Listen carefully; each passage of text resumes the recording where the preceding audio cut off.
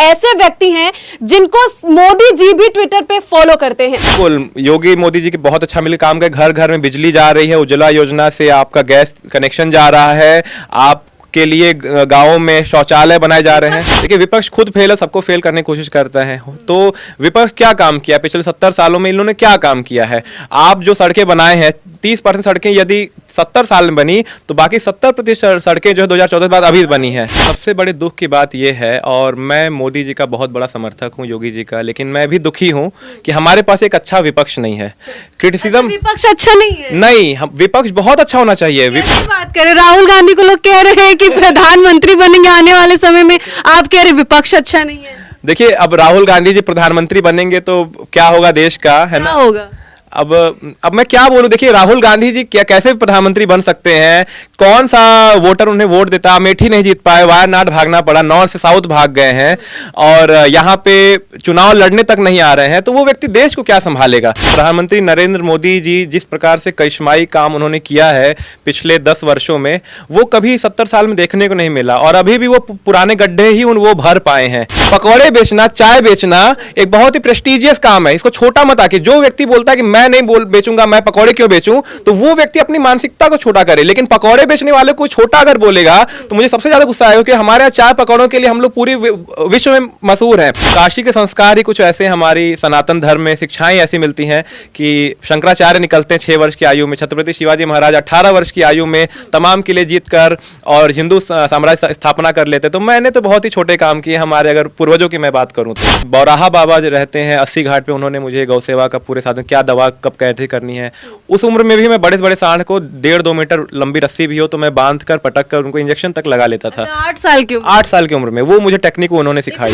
नमस्कार, आपके साथ मैं हूं ज्योति सिंह, आप देख रहे हैं सच टॉक्स। देखिए, इस वक्त हमारे साथ एक ऐसे खास मेहमान मौजूद हैं जिनके बारे में अगर परिचय देंगे तो बहुत लंबा हो जाएगा, लेकिन फिर भी आपको बताते हैं कि ये ऐसे व्यक्ति हैं जिनको मोदी जी भी ट्विटर पे फॉलो करते हैं। जहां देश के प्रधानमंत्री नरेंद्र मोदी जी भी इनके कामों से कायल है और इनको लगातार फॉलो करते रहते हैं, और ये गौ रक्षक भी हैं, लगातार गौशालाओं में भी जाके काम करते हैं और समाज से भी जुड़े हुए हैं, जमीन स्तर पर भी काम करते हैं। तो बहुत सारी जानकारियां यही देंगे। तो सबसे पहले आपका बहुत बहुत स्वागत हमारे चैनल में। बहुत बहुत धन्यवाद सच तक न्यूज़ का, और मेरा सौभाग्य है कि आप लोगों ने मुझे बुलाया बातचीत के लिए, और बहुत अच्छा लगा। अच्छा, हिमांशु चतुर्वेदी जी, एक बात बताइए, लगातार आपको मोदी जी फॉलो करते हैं, और बात करें मोदी जी के फॉलो करने का जो रीजन है वो क्या है, सबसे पहले बताइए, उसके बाद सारी चीजों पे बात करेंगे। देखिए, मुझ में कोई ऐसी तत्व नहीं है कि मोदी जी जैसा इतना बड़ा नेतृत्व करता और इतने तपस्वी जीवन जीने वाला हमारा जो प्रधानमंत्री जी हैं वो मुझे फॉलो करें। बस उनकी उदारता है, और वो अपने से जमीन से जुड़े हुए लोगों को बहुत ज़्यादा एनकरेज करते हैं, बताते हैं। तो ऐसे 200 लोगों की सूची है जो समाज सेवक जमीन जुड़कर काम कर रहे हैं, उनको वो प्रोत्साहित करना चाहते हैं, पीठ थपथमाना चाहते हैं कि हम लोग और आगे बढ़े, देश की सेवा करें। इसलिए बस एक प्रोत्साहन के रूप में हमें फॉलो करते हैं, और हम उसको अपने आशीर्वाद के रूप में लेते हैं, उनके आशीर्वाद के रूप में। अच्छा हिमांशु जी, आपका कोई फाउंडेशन भी चलता है जिसके द्वारा आप लोगों की मदद ज़्यादा से ज़्यादा करते हैं? हाँ बिल्कुल, स्वाधीन सागर फाउंडेशन के नाम से हमारा एनजीओ है, और हम लोग जो है तमाम तरीके से वृक्ष लगाते हैं। जो वृक्ष लगाते हैं उनको सस्टेन करे जीवन भर। हम लोग का एनजीओ वाराणसी में एक ऐसा इकलौता एनजीओ है जो हम लोग मिर्ज़ापुर, बरकछा मेडिकल कॉलेज, लखनऊ और दिल्ली तक ले जाकर गौधन, बेसिकली ज़्यादातर नंदी होते हैं, उनकी हम लोग जो है ऑपरेशन तक करवाते हैं। मेंस्ट्रुअल हाइजीन कैंपेन चला रहे हैं। आज की डेट में कितने स्लम एरिया जिनमें औरतें जानती भी नहीं है कि मेंस्ट्रुअल हाइजीन होता क्या है। तमाम तरीके से ऐसे हम लोग काम कर रहे हैं। तो देखिए, हिमांशु के काम करने का जो सबसे 2 वजह है, आपको बता दें कि ये जो 2 कारण हैं जिस पे ज्यादातर लोग काम नहीं करते हैं। पहला है कि पर्यावरण पे ये काम करते हैं, मैं सही बोल रही हूँ? बिल्कुल बिल्कुल बिल्कुल। और दूसरा ये है कि ये गौशालाओं में जाके गायों के लिए काम करते हैं और बहुत ज्यादा मदद करते हैं। ये भी बात सही है? बिल्कुल बिल्कुल सही बात है, बिल्कुल सही बात है। इतनी सारी चीजें आप जब कितने साल के थे तब से शुरू किया था? मैं 8 वर्ष की आयु से मैं शुरू किया था। उस समय मैं स्कूल में पढ़ता था और साइकिल से मैं तमाम 2-4 किलोमीटर दूर शहर के सेंटर्स तक जाकर मैं उनको दावा डालता था। और बौराहा बाबा जो रहते हैं 80 घाट पे, उन्होंने मुझे गौ सेवा का पूरे साधन, क्या दवा कब कैसे करनी है, उस उम्र में भी मैं बड़े बड़े सांड को 1.5-2 मीटर लंबी रस्सी भी हो तो मैं बांध कर पटक कर उनको इंजेक्शन तक लगा लेता था। 8 साल की 8 साल की उम्र में वो मुझे टेक्निक उन्होंने सिखाई। इतनी एनर्जी कहाँ से आ जाती थी उस टाइम पे? बच्चे छोटे होते हैं, डरते रहते हैं। बस काशी के संस्कार ही कुछ ऐसे, हमारी सनातन धर्म में शिक्षाएं ऐसी मिलती हैं कि शंकराचार्य निकलते हैं 6 वर्ष की आयु में, छत्रपति शिवाजी महाराज 18 वर्ष की आयु में तमाम किले जीत कर और हिंदू साम्राज्य स्थापना कर लेते। तो मैंने तो बहुत ही छोटे काम किए हमारे, अगर पूर्वजों की मैं बात करूं तो। यानी कि यूपी के लाल हैं तो किसी से कम नहीं है ना? सनातन धर्म यूपी, काशी के लाल हैं, भारत के लाल हैं, भारत माता के सुपुत्र हैं, प्रयास कर रहे हैं। बिल्कुल, प्रयास लगातार ऐसे जारी रखे, बहुत सराहनीय कार्य है आपके। मेरा अब सवाल जो है वो थोड़ा चुनाव पे आता है, क्योंकि लोकसभा 2024 चुनाव चल रहा है और चुनावी माहौल है, तो ये भी जुड़े हुए हैं बहुत सारी संस्थाओं से। तो मैं चाहती हूँ चुनाव पे कुछ सवाल करूँ। अच्छा, किसको सपोर्ट करते हैं आप? आपके हिसाब से क्या लगता है कि कौन ज़्यादा अच्छा काम कर रहा है हमारे देश में? ऑफ कोर्स राष्ट्रीय स्तर पे प्रधानमंत्री नरेंद्र मोदी जी जिस प्रकार से करिश्माई काम उन्होंने किया है पिछले 10 वर्षों में, वो कभी 70 साल में देखने को नहीं मिला। और अभी भी वो पुराने गड्ढे ही वो भर पाए हैं। भारत को एक उन्होंने ख्याति दिलाई है। 140 करोड़ की जनता अपने आप को इन्फीरियर महसूस करती थी 2014 से पहले कहीं ना कहीं, वो इसलिए क्योंकि देश में एक ऐसा भ्रष्ट नेतृत्व था, सेना हमारी कमजोर थी और तमाम समयों पर जब भारत को अपने स्वाभिमान की रक्षा करनी चाहिए थी तब हमारी सेनाओं को दबा कर रखा गया और सड़कें तक नहीं बनाई गई, हवाई अड्डे नहीं थे, नॉर्थ ईस्ट को पूरा काट कर रखा गया, कम्युनल वायलेंस होते थे। तो ऐसा नेतृत्वकर्ता के आगे मैं और क्या बोल सकता हूँ। तो काशी में जो कुछ हुआ है उसके बारे में कुछ बताइएगा, क्योंकि हम भी काशी घूम के आए तो वहाँ का विकास साफ तौर पे दिख रहा है। बिल्कुल बिल्कुल, वहाँ तो जैसे अब मैं क्या बताऊँ, काशी में अगर हम बोलना ये करें कि क्या क्या हुआ है तो बहुत सूची लंबी है, लेकिन शब्द जो है शब्द कम पड़ जाएंगे। लेकिन इतना बोला जा सकता है कि काशी पहले जहां पे थी आज उससे 100 गुना ज्यादा विकास जो है यहाँ हुआ है काशी में। और अभी भी काफी काम मोदी जी प्रोबेबिलिटी लेकर आए हुए हैं, लेकिन काशी की जनता बहुत संतुष्ट है। तमाम गलियां, सड़कें, स्कूल्स और जो रोजगार के अवसर मिल रहे हैं, काशी की जनता और आसपास की जिलों की जनता भी अब पलायन नहीं कर रही है। तो रोजगार के अवसर कहाँ मिल रहे हैं? युवा तो लगातार परेशान चल रहा है। देखिए कौन सा युवा परेशान चल रहा है? जो वही के युवा परेशान है, आप भी वहीं के हैं। देखिए मैं भी वहीं का हूँ और जो एलिजिबल युवा है, आप किसी से भी मुझे मिलवाइए जो जमीन पर है वो संतुष्ट है। स्टार्टअप योजनाएं देखिए, पहले 200 स्टार्टअप्स के ऑन एन एवरेज होती थी साल भर में, इस समय 2 लाख से ज्यादा स्टार्टअप्स हो रहे हैं।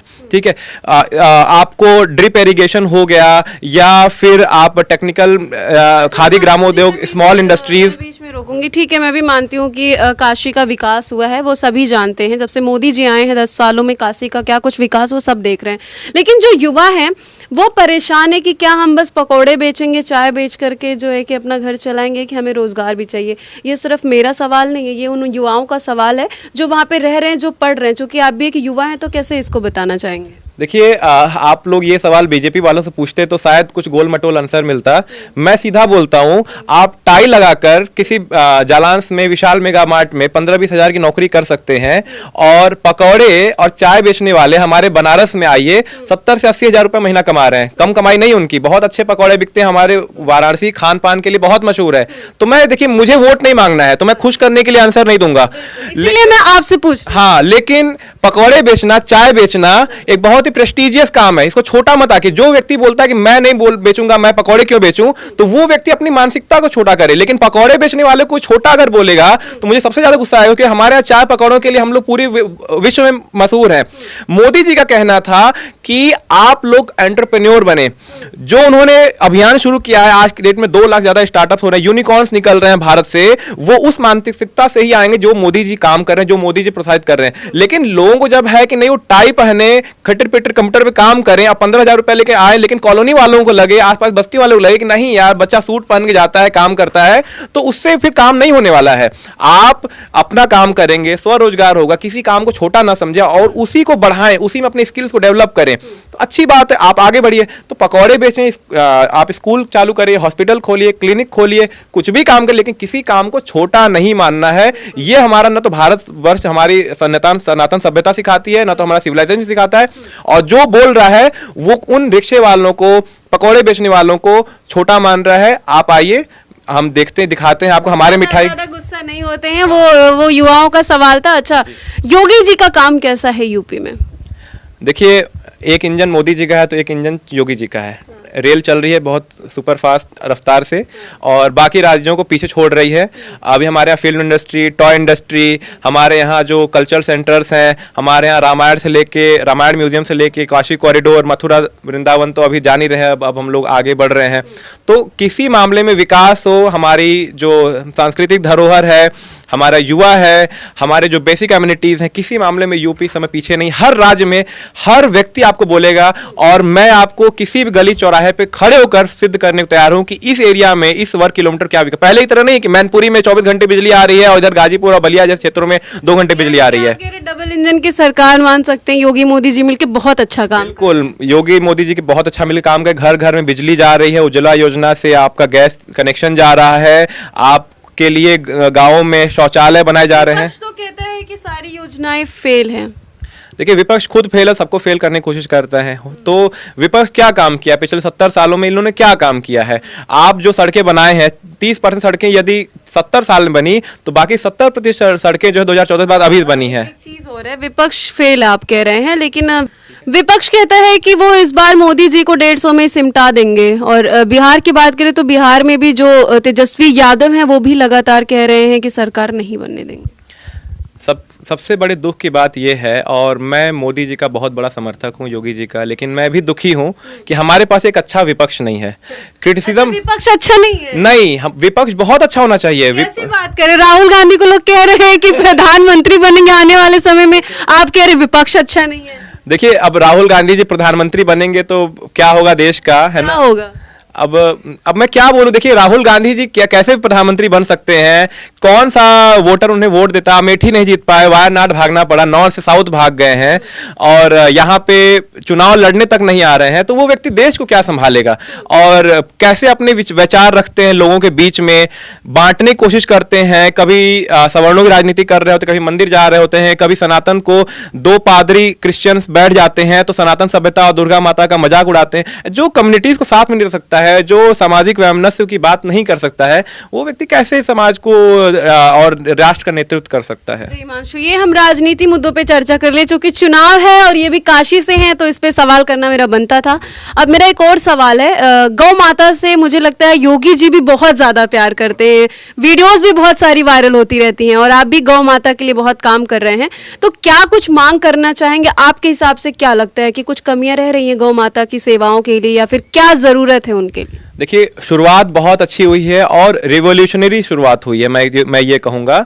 और शुरुआत में जिस तरह से काम होना चाहिए गायों के लिए, अब तक सबसे बड़ा फंड जो है योगी जी ने जो रिलीज किया है। गौशालाएं तमाम जगहों पे बनी है, हमारे यहाँ वाराणसी में बहुत सारी गौशाला हैं, लेकिन अब ये पता नहीं चुनाव के समय में मैं पॉजिटिव क्रिटिसिज्म करूंगा तो लोग किस तरह से लेंगे, लेकिन कैबिनेट लेवल पे, राष्ट्रीय लेवल बहुत अच्छा काम हो रहा है। लेकिन इस बात को हमें मानना पड़ेगा कि निचले स्तर तक आकर भी हमें योगी और मोदी जैसे नेतृत्वकर्ता चाहिए जो उसी तरह से प्रोजेक्ट्स को इंप्लीमेंट कराएं। तो प्रोबेबिलिटीज अभी बहुत है, लेकिन पहले की तरह भारत नर्क की तरह नहीं स्वर्ग की तरफ बढ़ रहा है, लूटा नहीं जा रहा है चीजों को, और ज्यादा से ज्यादा प्रयास हो रहा है नेतृत्व का, राज्य सरकारों का, प्रदेश सरकारों का और देश की जो केंद्र सरकार है कि नीचे तक जो है लोगों को फायदा मिले। तो संभावनाएं हैं ऑफ कोर्स, लेकिन ऐसा नहीं मानना है कि सब कुछ हो चुका है। जाते जाते दर्शकों से क्या कुछ बोलना चाहेंगे, क्योंकि वीडियो बहुत लंबा हो जाता है तो लोग देखते नहीं है, तो आप अपने हिसाब से क्या कुछ मैसेज देना चाहेंगे अपनी तरफ से? मैं समाज सेवक हूँ, इतना ही मैसेज दूंगा। सबसे पहले तो वोट जरूर करें, 100% वोटिंग होनी चाहिए।